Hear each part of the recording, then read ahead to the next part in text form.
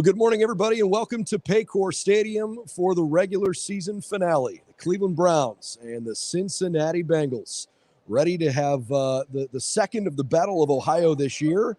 And yes, there are going to be a lot of reserves playing in this game, but I still think there's plenty to pay attention to in what will be the final tune-up for the Browns before postseason football starts next week.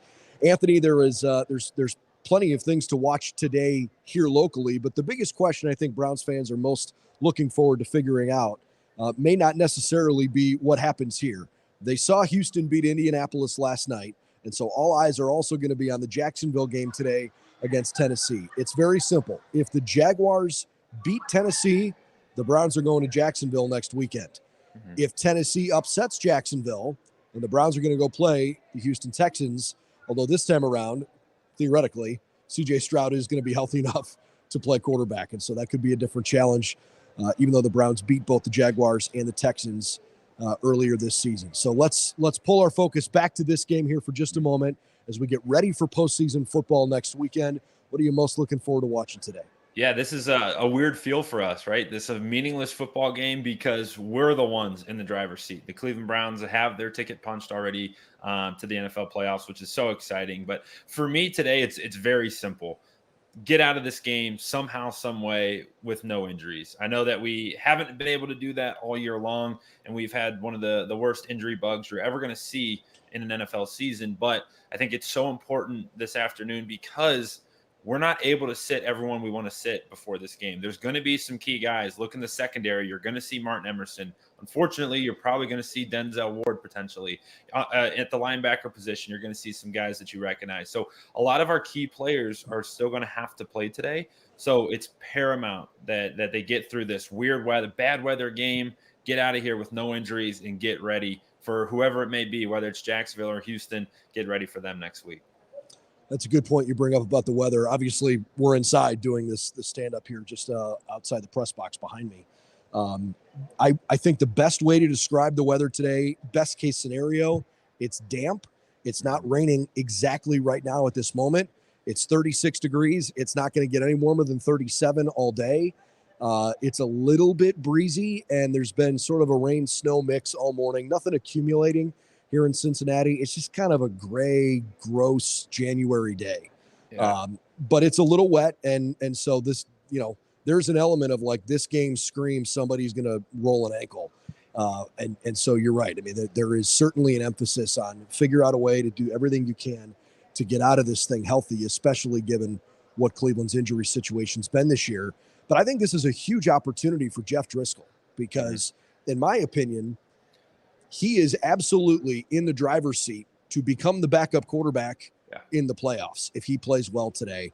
I think this team is, full go with Joe Flacco for sure. But if anything, this season has taught us that you got to have a plan B.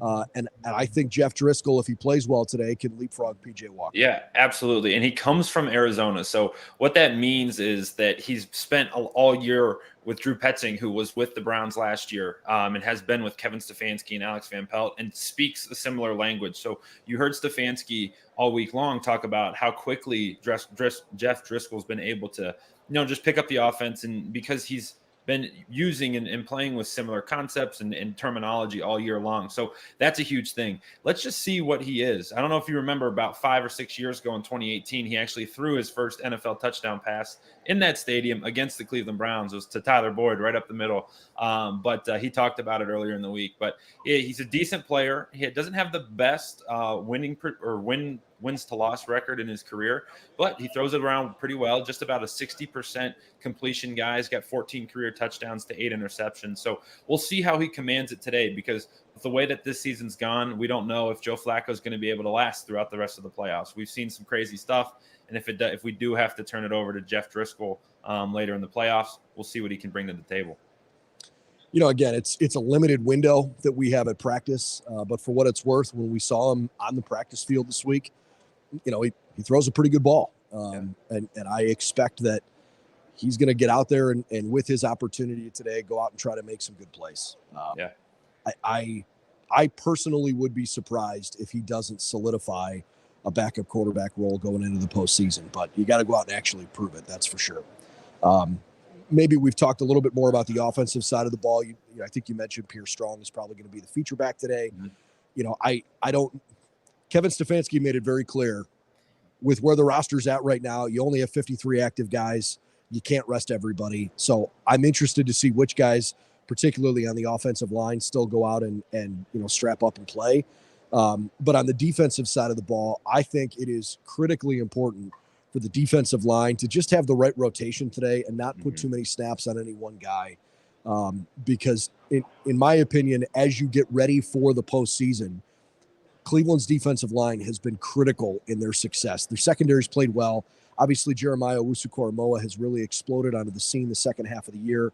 But to me, it all starts with the defensive line, and it's not even just Myles Garrett. The defensive tackles have been really, really good this year. And I think you just got to find ways to make sure that those guys aren't overused today. You don't want anybody to play any less hard than normal. That's not what we're talking about, because that's how you get hurt. But if you can limit the right number of snaps for certain guys, you might mitigate some of those chances. And I am particularly interested to watch that at defensive tackle today. Yeah, you took the words right out of my mouth. It's so important for whoever's playing today to play hard. Like, you go out there and you try not to play, or you're playing at a different percentage than you normally would, that's when you get hurt. That's when you see those crazy things happen. So whoever's out there, they got to be playing, because the guys across from them are going to be playing as hard as they possibly can. So that goes for the defensive line. Have that great rotation. Get Siaki Ika in there. Let's see what he can do on extended time. Alex Wright as well. Some of these guys that may not have had some of the reps throughout the year, this is a great opportunity for them. And then on the backside of that, like, whoever's playing linebacker, it's just critical that you play really hard and you just get out of Dodge with no injuries. I kept watching that Ravens-Steelers game yesterday, and it was raining, snowing, gross. You're watching Patrick Queen, one of their best players, run around out there, and you're like, oh my gosh, like, if he gets hurt, that's a big deal, And there's a lot of guys that'll be playing today for us that's the similar thing. Just get out of here, no injuries, and you'll feel really good about it. Let's wrap our pregame report here with some conversation around Jake Browning. I think there is an element of, whenever you get a chance to play in the NFL, you're playing for your team. But if you're not a starter, especially if you're not a starting quarterback, you're also playing for every other team in the league. Because if you want to have an opportunity to be a guy in this league, you got to have the film to back that up.